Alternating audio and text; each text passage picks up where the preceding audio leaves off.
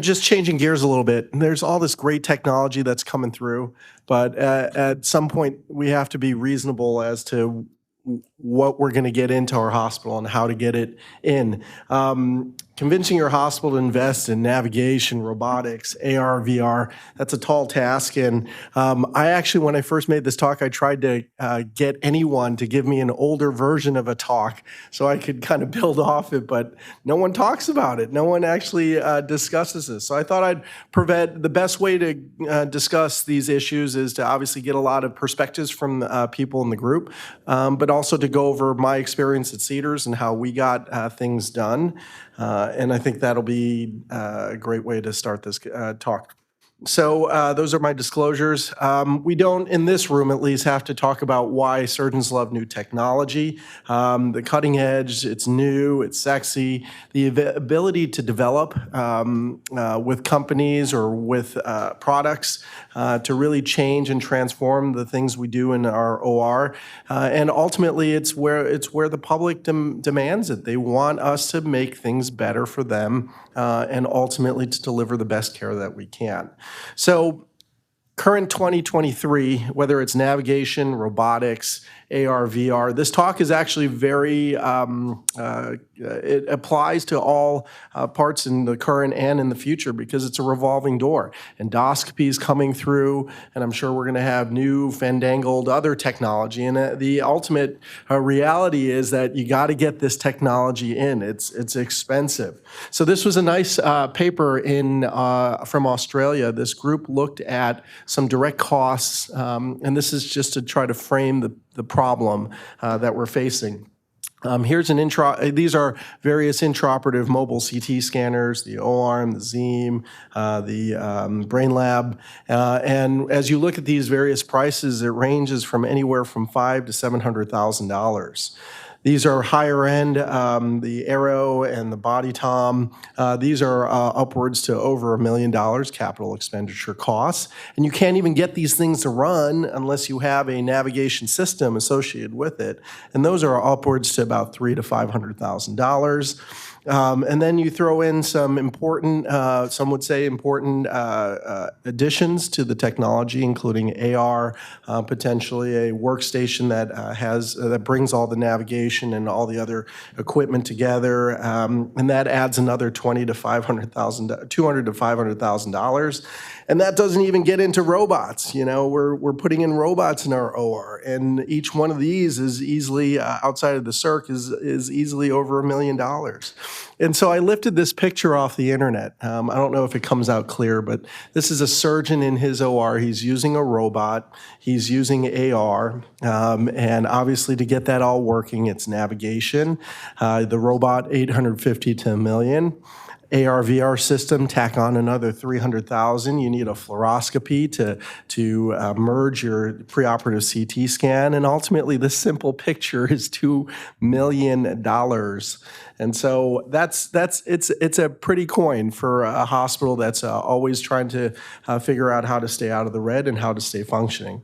And so, what do we do as surgeons? Here's the crux of the problem, and we've seen this today.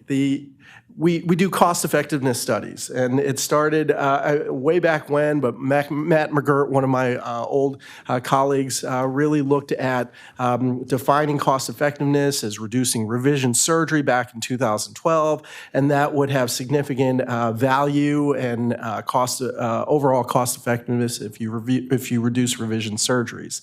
And so all these papers that we as surgeons have espoused, whether it's, it saves money because it reduces revision rates in navigation, $40 million annually across the country by Scott Hodges.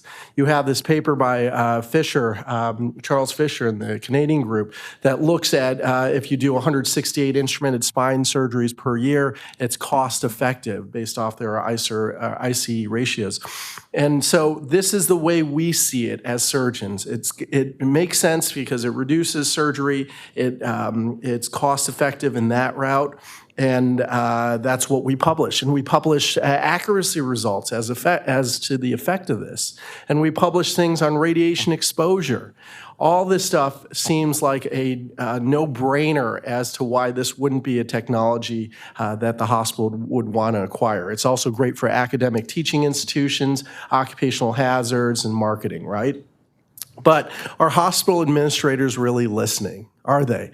They are not. These concepts of qualities and cost effectiveness and reduced revision rates, that's like Greek to them. I've been through this before. I'll bring a stack of papers and be like, boom, this is why we need navigation at the time. And they're like, what is that? Because they don't think like us. Their language is completely different. Their top concerns are the bottom line of the hospital.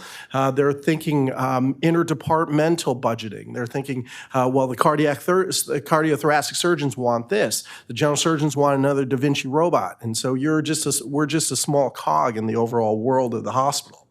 And then with this, which surgeons don't know, is there's a whole bunch of these maintenance contracts, disposables, and I'm going to give you some of the details of a classic contract that they see. And ultimately, when I talk to the administrators, their biggest fear was that these technologies would end up in the bowels of the hospital, somewhere in the basement, because they've done it before. They would buy a robotic knee replacement robotic system for one surgeon who used it a couple times and decided to move to a different hospital. And now they're stuck with this big lump of metal that no one uses, and that's not good in general. This doesn't show up as well online maybe, but this is a classic Medtronic off the internet, so public domain, what is given to the hospital. And this doesn't show like, here's what an O-arm costs. This is everything that it takes to get an O-arm to function. And so you see all these line by lines. And so when the rep says, oh, it's just the O-arm and the navigation, it's not. There's a lot of things going on here that build up in prices or costs. And then the hospital administrators are looking at return on investment. And what return on investment for them particularly is, how does this particular technology drive volume into the hospital, right? Because they're looking to increase the number of patients, and that's how they increase their revenue. They look at earnout contracts. Earnout contracts are kind of, every earnout contract is different, but it's basically pay to play. So you have to put in a certain amount of instrumentation implants from their company in order to eventually earn out the actual robot or navigation system that you want to do. And sometimes there's big costs associated with not meeting the earnout contract requirements. And so at Cedars, I know for sure that we don't use earnout contracts at all, because that's pretty, the hospital then is on the hook for a lot of these things. And then obviously the interdepartmental budgets, which they're looking at, that's what they care about. And then they compare our numbers of what we're asking for compared to what OB-GYN wants and whatever technology they want. And so it has to at some point make sense to them in all those ways. So this is their language. That's our language. And so how did we do it at Cedars? In my 14, 15 years almost at Cedars-Sinai, I've seen the purchase of 10 high-definition microscopes, 15 fluoros, 3 O-arms, 7 S8 stealth stations, a Mazor robot in 2019, and I was pretty involved in the Globus Excelsius acquisition as well. And the key points, at least at our institution, was our leadership. So this is Dave Skaggs. He's our chairman and chief director of the Spine Center. And he's a surgeon, and he understands how important technology is to the advancement of adult spine. He has a seat at the table. He's always championing everything that we want and things that make the OR efficient. And it's good to have a supportive leadership. If you're the leader in your group, then that's what you have to be. But if you're not the leader, then you talk to the leader in your institution, and hopefully they have an open ear to the needs and the reasons why you need this technology. On top of the leadership, we have to create a demand. And at Cedars, if one surgeon stomps around and says, I want this, you're never going to get it. you have to have interdepartmental consensus and support. And so this applies whether you're in an academic center or whether you're in a private practice multi-specialty. For instance, in navigation, the navigation technology we found very early, not only does spine use it, but neurosurgery uses it for cranie, ortho uses it for their pelvic traumas, ENT uses it for their cases. And so that, that cross-departmental consensus and need is extremely powerful and seems to always work at Cedars. If we can get a lot of people involved, it generates a lot of emails, a lot of buzz, a lot of demand, and the administrators start listening. One thing I always like to rib the administrators on is that they're marketing, leading the quest, cutting edge, at the forefront, and they, you know, in order to say a spine center of excellence, you got to actually put your money where your mouth is. And so it does, I point to them that it does drive referrals, it does increase our volumes of patients coming in. And one recent thing is that a lot of the young surgeons that we're trying to acquire or trying to hire at Cedars, they come because we have all the new technology. And if we weren't able to have any of these things, I think they would potentially go elsewhere. And so trying to telling these administrators, trying to capture the best talent talent in the pool of spine surgeons across the country when you're competing against different institutions, having a strong technology base is extremely important. So then once we decided we wanted, for instance, the Globus robot, or any robot for that instance, we wanted to make sure that we looked at all of them, and we did. We wanted to make sure that there was a lot of agnostic implants, meaning that one robot doesn't mean that you can only use one screw. One robot, you can potentially use many different companies. We wanted flexible unit systems so that the robot would be able to be paired with the O-arm, with the fluoro. It could accommodate different surgeon workflows, and we wanted things that were efficient so that we could wheel it in, wheel it out. It wasn't table mounted. You didn't have to have a specific Jackson attachment table to fit the robot in. And so these were the extensive product evaluations. We had a committee that looked through it. We then brought the equipment into the hospital, we cleared out an OR room. We brought down the administrators during that time. We had all the surgeons come through, even the surgeons who weren't really interested in it, just to, again, create the buzz, create the need so that the conversation was happening. And then one key thing I did is I knew that there were a lot of new people coming on to Cedars. I knew that the chairman was new. I knew that there was a lot of young hirees that were coming through. And I understood that although most young surgeons don't value themselves in the way they should, I found that that was the best time to negotiate. And as we were bringing in all these new surgeons, this is the best time to leverage your capital equipment. And as a surgeon, if you're going into a brand new hospital, brand new health system, and they want you, being able to ask for this before you get it, before you arrive, that's an absolute critical part of the deal. So in conclusion then, communication is key. Research papers don't mean anything. Administrators, you have to understand their perspective, and you just sit down with them, have a meeting, and say, what exactly are the barriers to CapEx?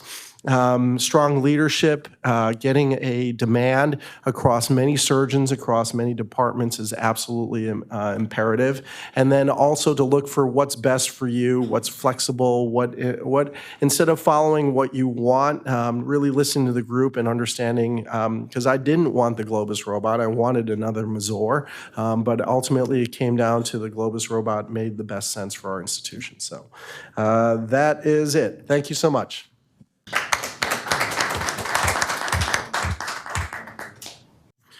Do you want to forego? Is Polly ready for his bio skills yet? Can I make one comment here? And Terry, that was a great talk. I actually helped facilitate a lot of this, as you know. And for people out there in the audience that are listening to this, of which I want to give a shout out to SSF. There are over 500 people in attendance today. Whoa.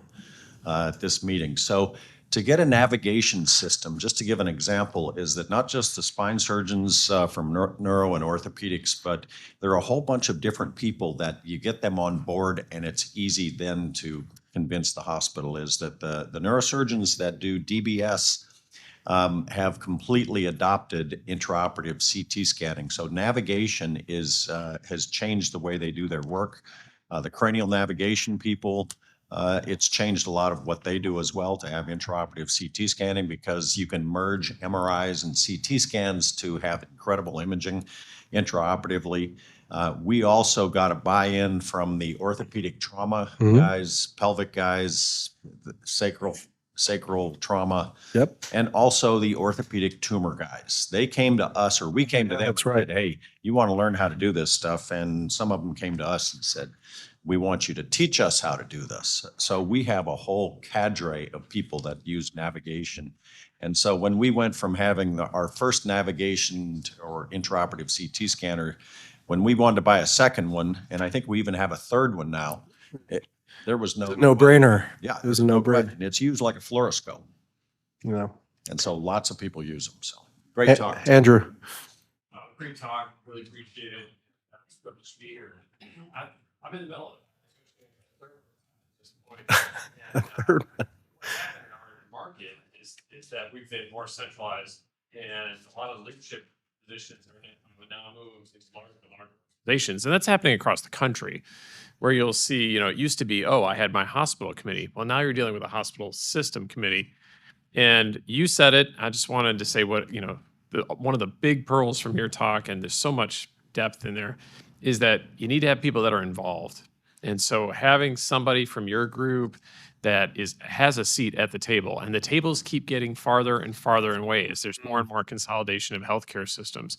And so, a little town like mine, that oftentimes means traveling up north to be participating in those meetings and having that seat at the table really doesn't go very far if you don't have that advocate there at the table. And then, of course, collaboration, and then understanding what the other party's actual wants, desires, and needs are is helpful. It used to be simple. We want to provide the best for our patient. Then it became, okay, well, it's got to be cost effective. Okay, we want to make it cost effective. Well, it helps the patient and it's cost effective. Okay, well, now those arguments aren't enough and we have to go further. But excellent talk. And, this will be archived, and so that in the future, the next guy giving the talk will have your go back. What a great out there now. So.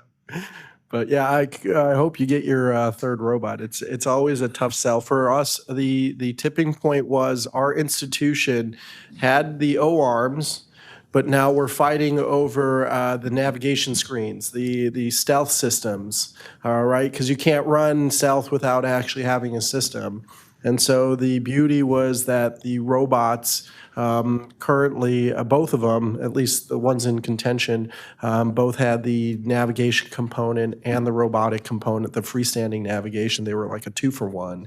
And so that served the purpose for both. They were then able to purchase that and we use it sometimes where all we do is spin the O-arm and then it's off, and we don't need a stealth station for it. So. All right, thank you.